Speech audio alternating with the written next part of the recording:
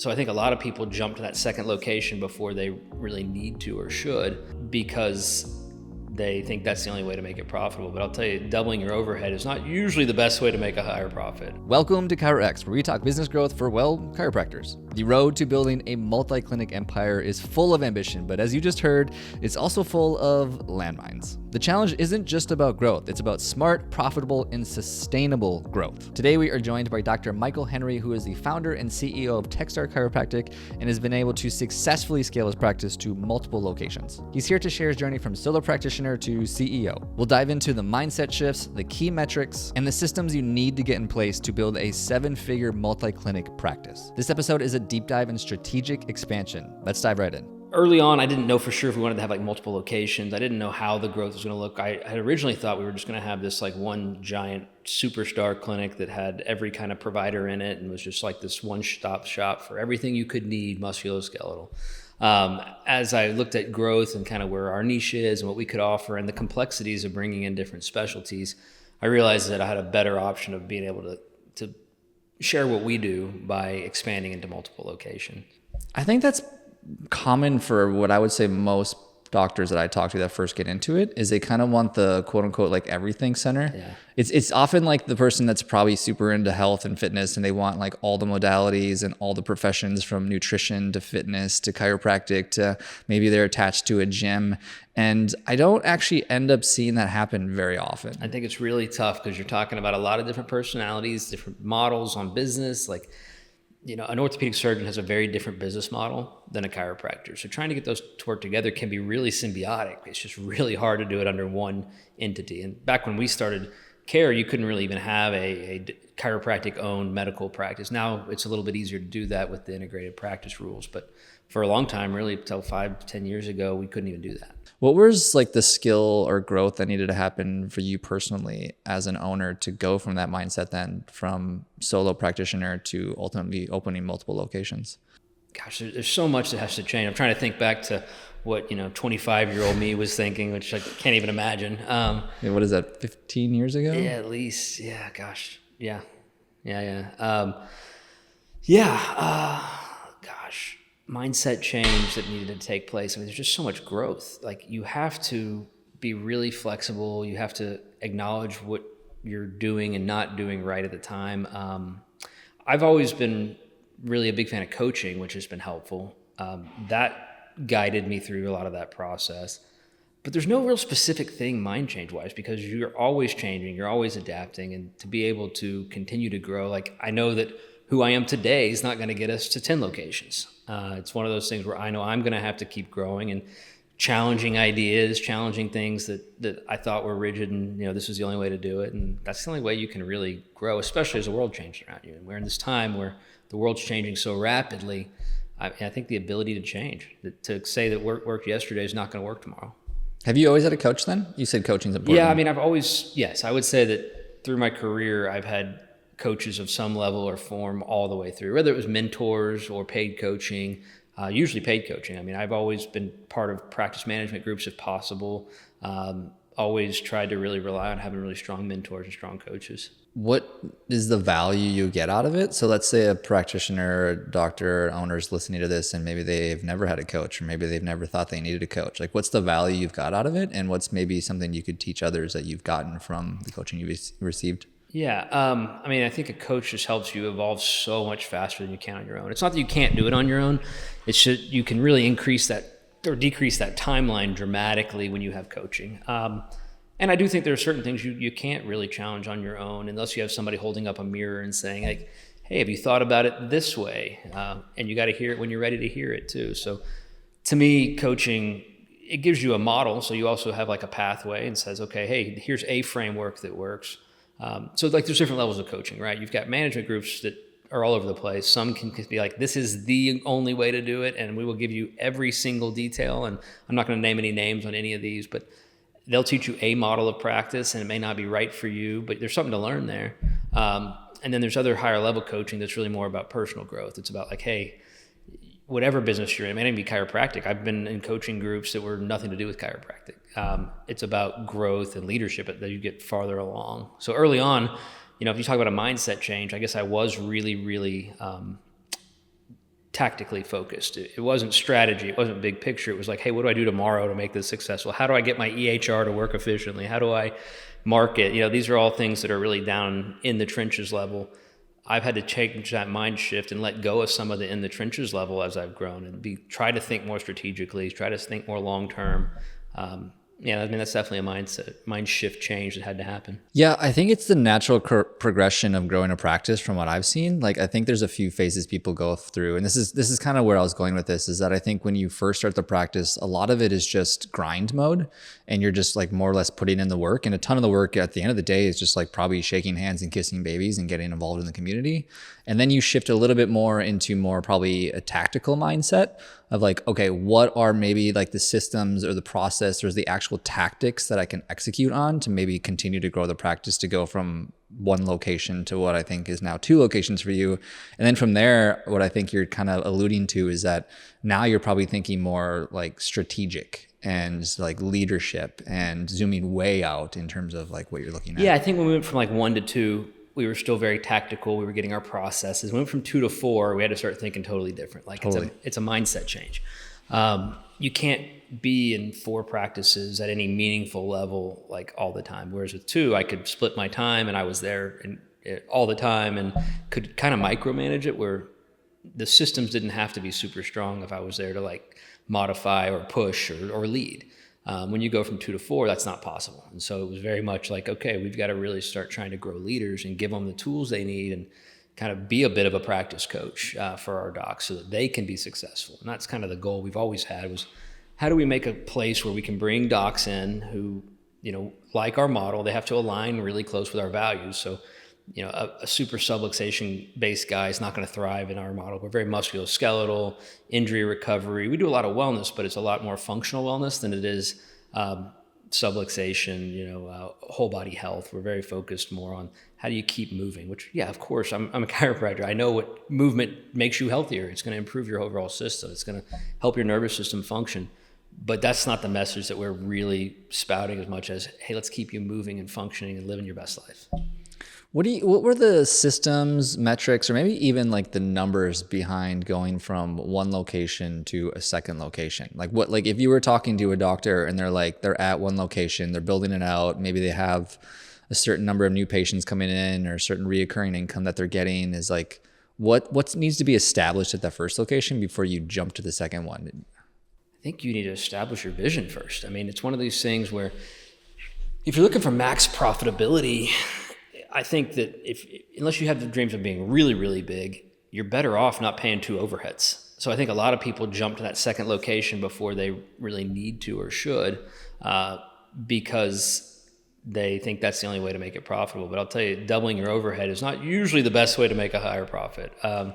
Now, if you've got a really good system and a model and it's very transferable, then okay, that's when it's time to start thinking about a second location. Does our system work, or is it really dependent on me, the doctor?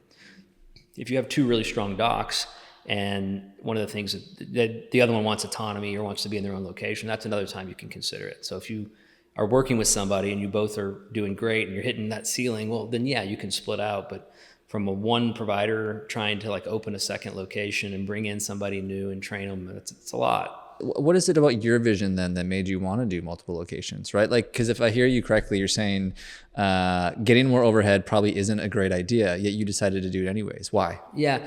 So we've got, we got really clear on our mission and vision, and part of that's providing access. So when we got to Austin, there weren't a whole lot of people, if anybody, who was offering the kind of care we do, advanced services, spinal decompression, cold laser, cryotherapy, like the stuff that puts you at a different level on the kind of things you can treat. And so we said, okay, how do we make sure that every single person in Austin has the ability to get access to this? Well, people who are going to be driving, I don't know if you've driven in Austin traffic, for anybody around here, you're not going to drive from North Austin to South Austin 3 times a week to get care, no matter how bad you need it, or it's going to be quite the challenge. And I'm going to have to do a really, really good job educating you on why it's so important. And so we said, okay, so we could either put all the best stuff in one location and try to convince people to drive, but you look at data and people don't. Like, if you make it really difficult, they're not going to do it. Even if they really need it, it's just life gets in the way, right? So we said, for us to scale and grow and provide access to our care, we're going to need more locations. We're going to need to be in different areas. And so our goal got to, from having one central location in the city and having people drive in, was like, okay, what if we could put 5 or 10 locations around the outskirts so people from farther out can drive in, but not all the way into town, because that's more realistic. So the more urban or dense you are, the shorter distance people are willing to drive, right? So if you live out in West Texas, people are going to drive a lot more than 5 miles. If you're in a city center, it's not going to be that way. And so we started going out into the suburbs a little bit more. We went to Buda, we went to Dripping Springs, we went to Bee Cave. So these are all kind of those areas around one half of Austin. The goal will be to continue to circle Austin. But This is a question you may not have ever thought about before, so I'm going to apologize in advance. That's all right. Why not remote then? Why not, you know what I mean? Like if the vision of the practice is to be able to make it accessible and to reach multiple people, why not remove the overhead of having a location and do more like mobile type chiropractic? Yeah, mobile chiropractic is really interesting. And that got to be a little bit bigger more recently, because I think there's been some more influencers and coaches in that field showing that you actually can do it. I know it's a real grind. I know a lot of guys who tried it out of school, the low overhead mobile model. One, you're overcoming there's a perception with chiropractic about professionalism that already exists. Like we'd have to acknowledge that out in the field, that's something we're dealing with. So the more structure and profession you have, the more people will take you seriously. So for one thing, having a physical location gives you credibility. Having a physical location shows permanence. It shows that, hey, I'm going to be here a while, so I can commit to this clinic. It's going to work. It's also, you can't scale mobile very well. It's very doctor dependent. I don't think that you can create a real big system. And then the equipment. I mean, we use, lasers that are this tall. We use decompression tables. We use rehab whole body vibe plates and other types of advanced rehab options. You can't take that with you unless you've got a real big van. The economics of trying to drive enough clients to make that work, you'd have to be charging just unreasonable amounts of money to do it, I think. Yeah. I mean, it's just a different business model, I guess, now that I'm playing through it, right? Is like, that's probably a bit more of a volume game, and it all is also like probably a lot more dependent upon the doctor, as opposed to what you're building with an actual brick and mortar is like, you're more or less building a brand, right, and a trust and reputation, and a certain level of credibility. It's just a different game, I guess you could say. But it's a very different economic model for sure. Early on, our mission was going to be like, okay, we're going to be the most respected chiropractic practice in town, to where the medical doctors aren't scared to refer because they don't know what they're going to get, which is what I always heard. Because I came from a medical background. I worked with a lot of medical doctors, and I heard this my whole growing up, and then in college, as to what their idea was on what chiropractic is and why they didn't refer. And a lot of it was, it's such a wild west. They never knew what they were going to get. And so unless they personally knew somebody, they wouldn't refer. My goal was like, if we create a brand that's big enough that enough people around town know and is well known and it's upstanding, it's upscale, these other docs will know, hey, we can refer there and they're going to get great outcomes ethically, then we'll be able to access more people. More people will be able to say, okay, I can comfortably go to that clinic. And so the goal is to build that referral network, but the brand is everything. And so mobile just wouldn't have worked in that kind of concept. If I read correctly, we don't have to spend a lot of time on this topic, but you initially wanted to be a doctor? You were initially going the medical route? Yeah, I mean, I always wanted to be in healthcare. When I was in and when I say doctor, I don't mean you're not a doctor. Well, like a medical doctor. Yeah. I wanted to be, I knew I was going into healthcare early on. When I was in high school, it was veterinary school. By the time I got through high school, I was like, no, I don't think I want to do animals. I like people. So I did a bunch of internships and ended up working at the trauma center in the emergency room here in Austin. And I kind of fell in love with that. I was like all in from the time I was 18 and all the way through college, really till about into my junior year, when I was getting my MCATs and getting ready to go to med school. And I was in the ER actually, and had just like 2 or 3 bad weeks where there was some really, really bad stuff, where you see kids that getting hurt and you have your death. I mean, it's just a different feel. I also got to be friends with a lot of the ER doctors and saw that lifestyle of, get home at 7 a.m. and sleep in the closet for 12 hours while your kids are playing for 8 hours. And I just didn't want it. I changed my mind. I'm like, that is not for me. So I had to find a different specialty. And so I started, hunting around different medical practices. I hadn't really thought about chiropractic, honestly. I knew I wanted to be in healthcare, and medicine seemed like the obvious one. It was the one that I was exposed to the most. And so I ended up shadowing different kinds of specialties, but one doc I was shadowing was here in South Austin, actually a family practice guy, and he had a chiropractor working for him, working in the clinic, handling musculoskeletal stuff. And I ended up spending like 2 days with the chiropractor instead of shadowing the family practice guy. I'm like, this is way more fun. Like, this is awesome. My favorite thing in the ER was like setting dislocated shoulders. So like I can adjust people all day, be on my feet. This is great. And so that was really my first introduction. I didn't know anything about the whole body wellness side of chiropractic. All I really knew was the like medical version or the more musculoskeletal version of chiropractic, and I fell in love with that. So then when I found out about all the other great stuff chiropractic can do as far as like just making you healthier, I was like, this is awesome. Yeah, so that's kind of how I ended up there, but had a very medical mindset before that. So when we came out and opened up here in Austin, one of my big things was I wanted to be the chiropractic practice that could speak medical, that I could go talk to these doctors and give them confidence that, hey, we deliver an amazing product. So just, give us a chance. Send us your patients. That's a cool story. I'm glad you shared that. Yeah, that's interesting. I feel like in a different timeline, I would have probably ended up in the chiropractic route, but it was honestly never even something in my wheelhouse. It was something I was not even aware of, honestly. No.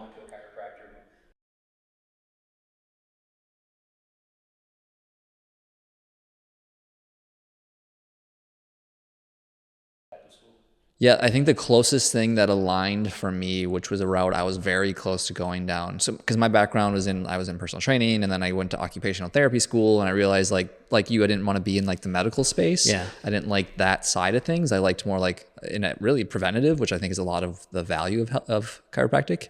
The only thing that was even adjacent to it, which was something I was very interested in, was actually functional medicine. Yeah. And that was like still not chiropractic. And so it's just interesting how, yeah, it ended up on your wheel. But so let's get back to in terms of building the practice. So what are maybe one or two metrics? Like, what are the most important metrics that you keep your eye on in regards to knowing you're ready for more growth? Or what was the ones you first started paying attention to when you were like, okay, now is a time that would be good to maybe hire another associate or to open a new location? Like, what are the metrics you're paying attention to? Man, that's a tough question. And my staff will tell you that I'm like Mr. Metrics, like probably over the top as far as like, I like to analyze things. And so like the only way to really honestly do that is to break it down by numbers for me, because it's just how my brain works. But so asking me to like pick a metric is really tough, because obviously You can be a couple. They all really matter. I'm trying to think. So I probably would give you a different answer from when I started practice to as I started scaling and growing. So when you're starting practice, you're pretty in touch with like what's going on new patient flow, what's going on what your collections. I mean, those are the two obvious ones. At the end of the month, you have this much money in your bank account, and at the end of the month, you know how many patients you saw. Like, so patient visits is obviously a really common one. I've kind of shifted my mindset from looking at downstream metrics all the time. So when I say upstream and downstream, you talk about the life of a patient in your office, right? And so upstream would be they call your office. That's as upstream as they get, or they see your brand out there in the world. That's as upstream as it gets.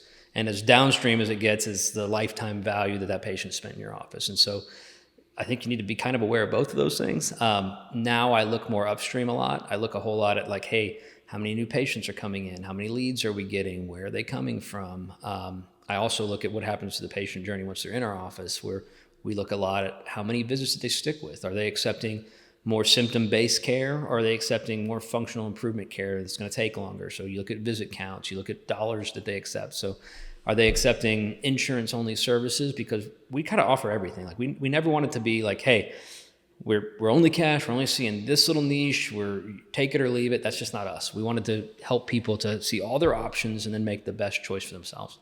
And so we offer all those services, but we definitely monitor that. So if we know that we have an office where everyone is only accepting insurance-based services, we say, then are we really communicating the value of some of the other things we do? Like, or are we just doing what's easy and what patients think they want and then are unhappy with the results because we didn't communicate it well? And so I monitor all that stuff. If I'm talking to a new provider, trying to think of the easiest metrics to monitor, you have to monitor collections at the end of the day, or you can't stay in business. So that's an obvious one, right? You've got to make sure you're making enough revenue per visit, making enough revenue per new patient, or you have to look at your business model. That's not as much of a goal-setting metric as it is to make sure, hey, does your model work? Can you can you collect enough money to cover your overhead, pay yourself a decent living wage, and keep going? So like when you're asking about scaling or opening new clinics, well, make sure that your revenue models all work. Everything else is kind of customized. So like a practice doesn't need a ton of new patients. If they are really one-on-one, they charge enough per visit. You can make the numbers work in a million different ways. And so you just have to have kind of an overall sense. I don't know that there is a simple answer to like which one metric matters. It kind of depends on what you want to do and what your style is, I think. I'm surprised a little by your answer in terms of like still looking a lot more at upstream metrics. I would have assumed at this point with you have 4 locations, correct? Yeah. You'd be looking more downstream, like lifetime value of patients. But I'm curious then is like, what's the easiest then, right? Like if it's, let's say we're talking to a clinic owner, it's like, which one is the easiest to both track and then also to make the decision based on that number if growth is a good decision at this moment of the business? So I think nowadays with practice software, I mean, number of visits is super easy to track. New patients is really easy to track, and both those really matter. And then total collections. Like if I had to pick 3 things, because with those numbers, you can find out what's your average collection per visit. You can find out what's your average number of visits for every new patient that comes in, and you can pretty much scale one of those things up. You can raise your prices if you want to keep it small and one-on-one.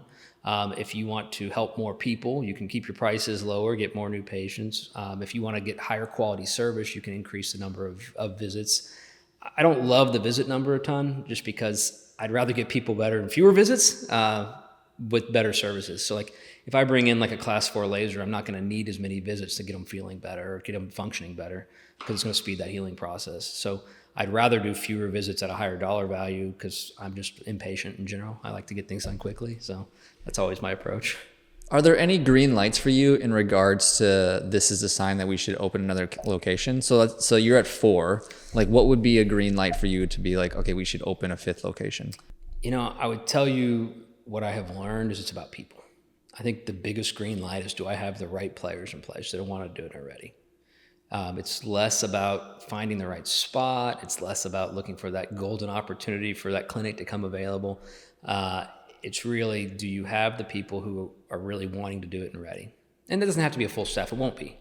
But do you have the leadership? Do you have either the people in your infrastructure who can help you run 2 locations? Or do you have a provider who is ready to jump in and really kind of run their own spot? Because the way our model works is that our providers are the clinic directors. Like they are in touch with every aspect of that business, from the profit and loss sheets to the staffing.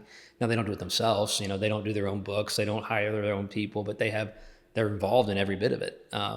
So it's kind of like a partnership. And so you don't want to open another location unless you have a really good partner. I heard something recently about employees that I'd love to get your take on. And they were talking about that there's 3 different types of people that you hire in regards to associates and doctors for that matter, is that you have the caregiver, you have the business owner, and then you have the entrepreneur, and they're not the same person. And it's kind of like important to know which one you're hiring. And the reason I bring that up is like, I think that might be touching to what you're talking about in terms of the potentials of opening a new location. Is like, if you bring somebody in that is really more safe-based and they're more of a caregiver, probably not a good idea. But if you have somebody that's like, no, I want to build this thing, maybe it's a good idea. Yeah, I think that's depending on your model for sure. Kevin Christie talks about that a lot. Like, I think a lot of different groups look at the different types of associates. We've done some surveys to actually like find out how do you personality test for different types of associates, like what people are looking for. But you can have somebody who's a caregiver and wants to be an entrepreneur, but is playing it safe or doesn't have the means or the ability to go out and do it on their own. And you can put them into a system where you can take somebody like that and make them successful or give them that success. It's very different than like a truly entrepreneurial focused doctor who's like, hey, I just want to get out there. I want to come and learn. And we've had all of the above on the associates in our group. We've had guys that are like, hey, I'm here to learn everything I can over the next 2 years, and then I'm doing it myself, which is great. And as long as we all know what we're getting into, that's awesome. We've had people that are like, hey, I want to clock in and clock out, and that's all I really want to do, and feed me patients. And that works in certain models. It's definitely tougher in a model where you have to educate and spend a lot of energy with patients. So I think that you need a hybrid of that probably. I think if you've got a fully entrepreneurial doctor, they're not going to want to necessarily adopt your systems and be part of a brand. So you have to be careful about that, because if somebody's like, really, I just want to do it my way, that's not a great fit for a large clinic group, right? That's great for their own thing. You need somebody who says, hey, I want to find the easiest ways to be successful, and I'm willing to do the work. And they have to have the ability to. I mean, there is certain natural abilities people have, but part of what like our group is we want to help find your weak spots and strengthen them, and then use your strengths and really lean into those too. So I think that you have to have a little bit of both. So I don't believe that there's really, one good associate, or that you need to have a totally different type of associate. Because how many of us are really like one thing, right? We all have sides and strengths. So finding somebody in the middle there, I think what you're looking for. How much time do you spend finding new associates then? Like, is like, do you put a lot of energy up front in making sure it's the right person then? We try to. It's one of those where we've had different associates come to us over the years different ways. Some of our most successful guys have worked in other practices. They aren't wanting to go out on their own. They don't want the headache of running their own practice, but they also know what working in other practices can look like. And so we try to create a work environment where those people are happy and can be successful and grow. And that's always been kind of a big part of our brand. We've also had people come straight out of school who've never practiced before, and that's a very different learning curve. And sometimes they're fantastic with that too. So it's just, there's no right or wrong on where to find associates and how to find associates. It's really be open to it. And there's also when there's a need. Like sometimes we have to hire associates who don't get, a year of training with us, which is what we would like, and they have to jump in and learn on the job. And so you need a very different associate when you're looking for that. You need somebody who does have experience, has already led people, because you can't just throw them in there, right? I gotta imagine you have a pretty decent hiring pool in a major city like Austin. And the only reason I say that is I had somebody on the podcast show at one point, and she had a practice out in West Texas, like I think Midland or something, like way out there. And she always talked about how like getting patients was really easy, but hiring was impossible because nobody wants to live there. And it's like vice versa here is like difficult to get patients, but hiring a little easier because everybody wants to live here. But there's definitely a lot of that. It's hard even here, and we get a lot of applicants for jobs, finding the one that resonates with our brand, because you have to have somebody who really believes in what they're selling, right? You can't ask somebody to come in, and if they are a total, like I said, subluxation-based practice, they're not going to care that much about repairing disc herniations. They just want the nervous system flowing, right?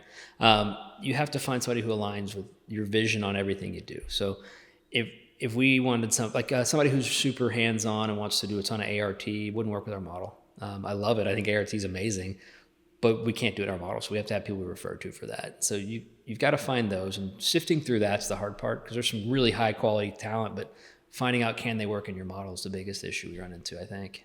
Can they be successful with your model? What's maybe the biggest mistake you've made trying to expand your practice? And this could be from any stage. This could be from 1 to 2 or 2 to 3, 3 to 4, whatever. Actually, I think you opened 2 at the same time. But what's maybe the biggest mistake you've made in expanding it? And what was the lesson learned from that? I hate to think about them like mistakes. It's one of those things where it's like, if you learn something from it, was it a mistake, right? Well, it was a painful lesson. I've had a few painful lessons for sure. I'll tell you, when we went from 2 to 4, we had originally planned on going from 2 to 3. We'd bought a space, we built it out, we were working our way through it, and this practice came up for sale. And it was one of these where we're like, oh man, that's really close to the area we wanted to open number 4 in. It's like all the pieces looked there. We had a provider who'd been wanting to get out to that area. Like that was part of our deal, was that we said, hey, when we get ready to expand, we're going to open something closer to where you want to live. And so we took on 2 practices at the same time. And I don't think our management team and our training systems were where they should be for that. I think I was still in I'll do it all myself. And when you go from 2 to 4, there's just not enough self available. It's just not doable, really. You can with the right team, we just weren't ready. So I think that was definitely a lesson. I think that if we were going to try to open 2 at once again, I'd want a bigger support team or very, very clear training. Like if we had a doc in the wings who's already been training with us for a year, I think we could do it, because they would be able to be way more self-sufficient than trying to move people around and shuffle last minute. So stick with the plan would probably be the lesson. Don't necessarily jump at the next shiny thing, but you can't ignore opportunities either. So it's kind of a nuanced answer there. What's the most important hire for that situation then, right? Like, so let's say you were going into that and it sounds like you just didn't have the team per se in place. What were you missing? Like, what was the hire that you most needed? We didn't have like an extra fully trained doc. We had enough to go to a third one. So we had to bring in somebody who had some experience, but was still willing to like learn on the job. And I think that put them in a challenging spot. I don't think they had had enough experience like working underneath one of our docs, learning our systems. And so it was probably not our best experience for us or the provider at the time.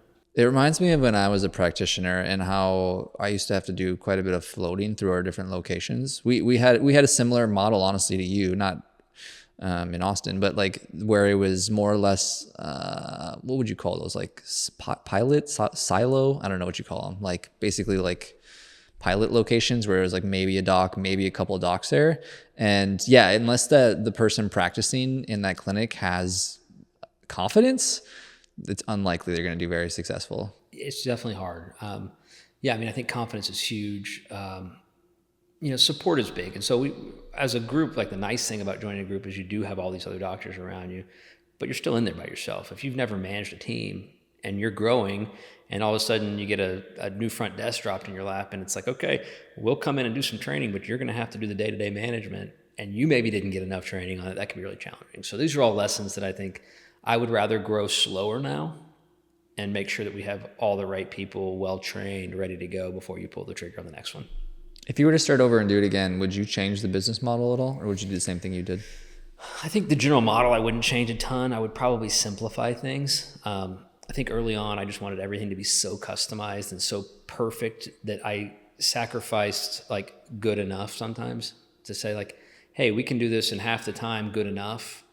But instead I'm like, no, let's go the extra mile and make it perfect. And you can overcomplicate systems like that. So you need somebody who can also like rein you in to say, hey, if you really want to scale this, is this a good system? Is this the right system? It's the right system. If I'm in there micromanaging it, it may not be the right system to hand off to somebody. Do you have examples of like what you would have simplified? Like what are some things that were too complex that you wish would have been more simple? I mean, even charting. If I went back to the beginning and was going to redo our charting system, I would just make it simpler. I don't think charting provides a lot more quality patient care. I think that for referrals early on, it mattered a lot to make sure that our notes and everything looked really good. I mean, it helps with, if you're doing personal injury, you need to have really solid notes. If you're doing insurance, you need to have good enough notes. As long as your notes are good enough to provide great care, to me, beyond that, you're just hitting a minimum standard on that. I feel like you're hitting on a degree of keeping the first thing, yeah. In the sense of like, right? Like what is the most important, and probably having like the most over the top notes probably isn't that important. On that note, do you think are like the key fundamentals of a successful practice? Like what are the first things? I mean, you have to have wow factor. Like to grow, you have to exceed expectations, I think. I think that meeting expectations, you will hit a certain portion of the patient population. You're never going to get big. You've got to surprise people. You've got to wow people. So people have to walk in and be like, this is an experience that I was not expecting. This is better than expected. So you have to provide value, right? There's different ways of saying that, but wow factor is what I like to think about. It's like patients should walk out and be like, that is one of the best experiences I've had with a doctor. That person listened. They were in depth. They really dug deep to find the underlying issues, and they talked to me about my goals. So patient communication creates that experience, that wow factor. So the number one thing to pay attention to is, what's the patient experience like? What do you guys do? Like what would you say is the wow factor then for you guys? Or like how intentional are you about that? Like what are things that you do? I have a few examples that I can give you that I've seen done, but I'm curious as to what you guys have done. I mean, there's little things that I don't know that really move the needle that much. We've got refreshments in the waiting room. We have a nice office. We try to keep everything looking nice. I think it's really, at the end of the day, the interaction with people, right? I think that's what matters to people is my front desk well-trained and able to connect with that patient? Are our doctors able to connect with the patient, dig through all the static and figure out why are they really here? What are they really trying to accomplish? And give them really good advice and explain it really well. So like communication is one of our core values that we lean on a lot, is that we want to have amazing communication skills. And so we train on that a lot. I think that creates value, because I think a lot of docs have great intentions. I mean, but when you talk about a provider, unless you're talking like a brain surgeon, bedside manner matters almost as much as skill. If it's brain surgeon, give me the skill, I'll sacrifice the bedside manner, right? But I think that teaching our docs to communicate really well, because I think most of the docs that I work with, especially coming out of school and the younger docs, are really sharp. They definitely want to use those skills they learned to really analyze and solve problems and think critically. And I think that's missing in healthcare right now, especially in the volume models. I think that if you're a family practice doc right now, you're spending like no time if you're following the insurance trail. I think that's happening in healthcare across the board, where very few people sit down with the patient and really spend the quality time talking to them, hearing them, and trying to figure out what they need. So we do that. We carve out a pretty big chunk of time for both our visit one, where we're going to dig in and find out what's going on, do our exam testing, and then visit two, when we're coming up with options. That's where we present all the treatment options, and we spend time talking about them all and listening to the patient. Like, we really ask them, like, hey, what are you trying to accomplish here? And I think nobody does that. Nobody listens, or very few people do. That's true for general society, for the most part. I can pretty confidently tell you the main reason I got my first job as a practitioner was exactly what you're talking about, was just more or less, for lack of a better word, my people skills, is like my ability to just like listen and understand and engage with a human. I don't love doing it. I'm really good at it, but it's not my favorite skill. Cause I even remember the person that hired me, like they're like the actual test, I guess you could call it, of getting hired was me having to do certain like practitioner type things. And they were basically like, we can teach you and train you how to do these certain skills. It's more or less like you said, the bedside manner is more or less what got me the job. So I think that's very true. I think it matters. And I think it's a diminishing resource right now. I think we're losing that skill. When I see it now in younger people, I really recognize it. Like whether it's a waiter or whether it's an intern or whatever it is, when you see somebody who can connect with people intelligently, and I mean, it's amazing. It's like, okay, that's somebody who needs to be working with people. And especially if you're in a healing field, right? If you're trying to connect with people and make them understand about how to invest in their health and how to do things, like, you got to connect. Because I can go spit, and I'm not the best at this. What's funny is that, like, I try to hire people that are better than me at it. Like, I'll tell you, we've got docs. I'm Mr. Analytical. I'll build you a system all day long. But I have a little bit of a harder time slowing down enough to really connect emotionally. And so I look for docs who can do that better than I can. And I think we have some great ones on our team, but it's one of those skills that I don't think you can teach it. Yeah, I think a vastly underrated skill is just being easy to work with. Yeah, it's an interesting way to look at it. Yeah, because like I don't think people realize how much people actually appreciate that. Like, when you're a pain in the ass to deal with, everybody hates you. But if you're just easy to work with, you're kind, you're friendly, you're sociable, whatever, is like vastly, and it's a skill. That is something you can learn to do. It's like vastly underrated. Have you ever read the book Unreasonable Hospitality? Oh man, that sounds like, I mean, we've run, who wrote it? He's a guy that used to own a company called 11 Madison Park, and they became the number one right? best restaurant in the world. No. And they did it through heard hospitality. Of it. I haven't read it. Oh my gosh, highly recommend it. It's definitely up there, one of my favorite books, especially for what you do as a profession. But I'll tell you a short story from it. But so like I said, he created the best restaurant in the entire world. It's in New York. It's called 11 Madison Park. It's still there, but he doesn't run it anymore. But one of the things that they used to do is they used to hire people that are called dream weavers. And essentially their only job was to basically pay attention to the people in the restaurant and to just like listen to their conversations and basically find ways to give unreasonable acts of hospitality. And one of the examples that they gave is there was a gentleman sitting around a table and they had this amazing experience in New York City. And they were talking about the one thing they didn't get to do was they didn't get to have like a real New York hot dog. And one of the dream weavers heard it. So they went onto the street, went to a hot dog cart, bought a hot dog, brought it in, plated it, dished it up, put some fancy ketchup and mustard on there, brought it out to them, and they lost their mind, right? It's delight, right? It's 100%. Going above and beyond. It's wow factor. 100%. The Disney experience is similar to that. Ritz-Carlton has a similar model where every employee has like a budget they can use to delight somebody. I mean, you look at these high-end customer service-oriented businesses, and that's what we modeled everything after. Like, we use all of our principles in our office are about how do you make this a great experience and what can you do to go above and beyond. And, we have no surprises rules, or we have a lot of stuff in our office we put in place as far as the no surprises rules on billing. It's not, we like surprises that are good surprises. Patients don't like bad surprises. So we have a lot of things in place that I hope we've built into the culture. That's been the goal, to where patients should come first, as long as we're still following, decent business practices. We can't just treat them for free. But other than that, you want that experience and that trust to come first.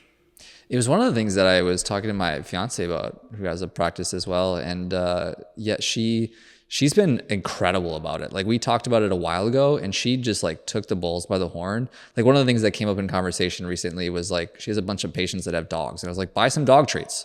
Like every time their dog comes in, like have dog treats for them, like just basic things like that of just like, when's their birthday coming up? Is somebody graduating from something? Is just like, yeah, the delight, the wow factor, as you call it. Or The unexpected, right? For sure. For sure.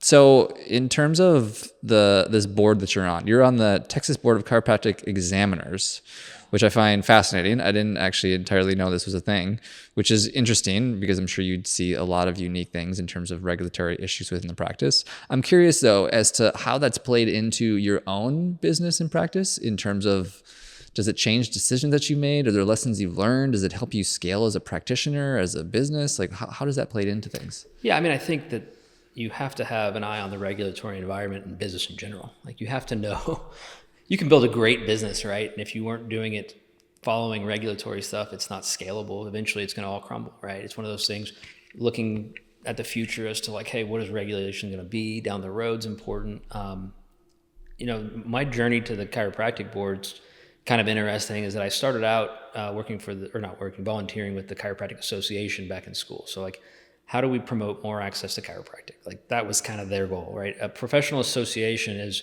pro chiropractic all the time. Like, how do we get more chiropractic? They also represent kind of all chiropractors, whether I agree with every practice style or not. When I went to I had the opportunity to apply to be on the chiropractic board of examiners too. I got reached out by the governor's office and they said, hey, would you be interested in this? And I said, I mean, I hadn't really thought a whole lot about it, but let me think about it. And so you can't be on like a professional association board, like trying to promote a profession and on the board that regulates it. There's a little conflict of interest there.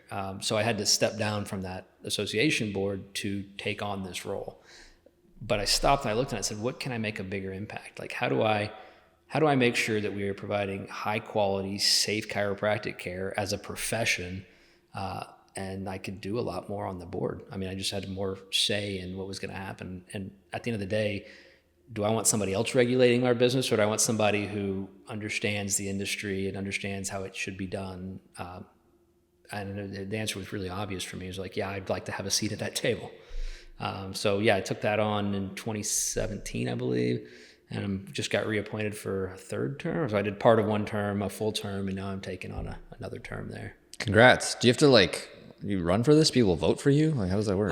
It's an appointed office through the governor's office. So and they're like, I got like reappointed. You. Yeah. So I didn't do anything too bad where they were like, all right, you're an embarrassment. Please step aside. Yeah. Has it made, I have to assume it's made you a more confident business owner, right? Is like, cause you have probably seen all the things that you shouldn't do, which in turn means like, you know what not to do, which probably makes making decisions a little easier, if I had to guess. Yeah, I mean, I think I've always, because I was on the association side, I was really plugged into like, hey, what are the regulations that help chiropractic do the best it can do? So in Texas, we have some scope issues where like in other states, you can treat pretty much anything you want in the body with a chiropractic degree, as long as you're not doing invasive procedures or incisive procedures. In Texas, everything has to be linked back to like the subluxation complex or a neuromusculoskeletal condition. And so I learned a lot early on about advertising and how to stay out of trouble and still deliver a great product. So that helped a ton. And I've been able to kind of keep the rules as open as possible by being on the board and being able to say, hey, how do we make sure that we're maintaining the standard and protecting the public, which is our first priority. The next priority is making sure that chiropractors can operate and provide good service within reason and not having too many extra burdens. Yeah, I mean, it's one of those where the board's provided access. It's helped me make decisions in my business. If I know that there's rules that are being discussed, I'm as plugged in as it gets on that. So if something's going to change, I make sure I'm compliant. I think that's probably the biggest thing. Now, I will say, as the board's done a really good job on trying to get that information out to the public or to the providers as well to stay compliant, but there's no way I'm going to miss it. What's the most common mistake you see people make? It's probably marketing. It's probably trying to advertise doing things out of scope. So, especially nowadays with functional medicine and all these other things where in our state, we can't treat diseases like diabetes. We can't directly treat things like that. And so you have guys that are chiropractors, but may have additional training in functional medicine, nutrition, that have the know-how and can absolutely safely advise patients on natural ways to treat these things, but they can't under their chiropractic license. And it's confusing. I mean, I understand why it's a problem. It's probably why we have mandatory CE every year on this stuff, because it's still the number one thing we see is advertising violations. Someone who wants to build something similar to what you've built, right? Like they maybe have a practice location or two and they want to continue to expand out and build multiple locations, and they really want to take that shift from being more or less a practitioner to an owner, to a CEO, to we could even say operator in this conversation. What is like the most tangible thing that they should be doing or thinking about? Like, how do they make that transition from single location to multiple location? Like, what should they be thinking about? Think about your systems. It helps to think about it early on. Like, don't name it Smith Chiropractic if you want to have multiple providers in multiple locations, right? So I think trying to think ahead is big. Also, writing down the systems and what systems work, not what you're good at. So, am I the best adjuster in the world? Sure, I'd like to think so. But you can't build a business on that. It's one of those where you really need to focus on like, hey, I know that if I can teach this reproducible skill to my team, we're going to get very similar outcomes. It can't be about you. Like, you can't, and I see this sometimes where you have these like superstar docs that are phenomenal doctors and they want to scale, but they just can't because the whole practice is built around them, their identity, their brand, their skill set, and that's not scalable. It's just not. So you have to be able to bring things.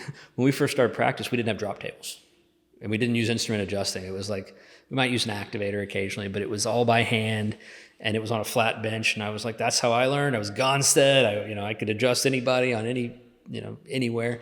And when we realized we wanted to bring in associates, we're like, not everybody is going to come in with the exact same adjusting skills. So what levels that playing field to get the same outcomes or get similar outcomes? Well, drop tables. Well, immediately anybody can do a pelvic analysis and alignment on there with minimal skill as long as you have the training, and get great outcomes.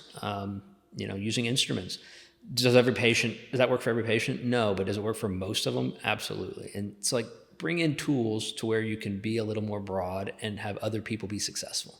And usually that's systems. Sometimes that's branding. Sometimes that's culture. That's mindset. You can teach a lot of that. Do you know Dr. Kyler Brown? I don't think so. Oh, wow, it shocks me. He's another doc here in town, but I had him on a while ago, and I remember something that he said to me that obviously has stuck with me. And he said, everybody wants to be the guru until they want to take a vacation, and then they don't want to be the guru anymore. That's so accurate. Absolutely. I look at the guy, and you can do it. I do know guys that have very profitable practices, not scalable, not sellable, not anything else, but they have great practices. They work 3-4 days a week, but when they want to go on vacation, practice shuts down. Yeah. Begin with the end in mind. Classic Stephen Covey quote that I think we all need to take into consideration. Is there anything else that you want to make sure the listener gets out of lessons learned, mistakes, things that they should be thinking about in regards to building and scaling their practices that maybe we didn't discuss over the course of this conversation? You asked me earlier about some of the lessons learned, some of the mistakes made, right? There was a period when I had pulled way out of practice and was like going in 2 hours a week to treat, and the rest was just pure management. That was probably the least happy period that I've had working in the field. So when I have a good mix of being able to get in and work with teams, like I love working with our therapy techs and our doctors and still get to treat patients some, I wouldn't let go of that. So I think no matter what, as you expand, keep your foot in it to some level. Keeps you grounded, keeps you aware, keeps you credible. You need to be able to do the skill you're teaching, in my opinion, most of the time. Not that the coach has to be the pro ball player, right? Like I said, I try to hire people that are better empathetic, better connectors than I am, but I still need to be in it. And it's also satisfying. It reminds you why you do it. When it becomes just numbers and just business, it loses something. There's something about being able to look a patient in the eye, help them to feel better, to function better, to move better, that is recharging. That is why we got into all this. I think very few guys that are going from the solo practitioner to the business owner are purely as happy as the business owner. I think that there are people out there that are just straight up business owners and can invest in a chiropractic franchise and don't care about the patient care. But if you started as a solo practitioner, yeah, I know that you can get some table burnout. I definitely get all the things that come with doing it too much. But if you pull out completely, you'll lose why you started.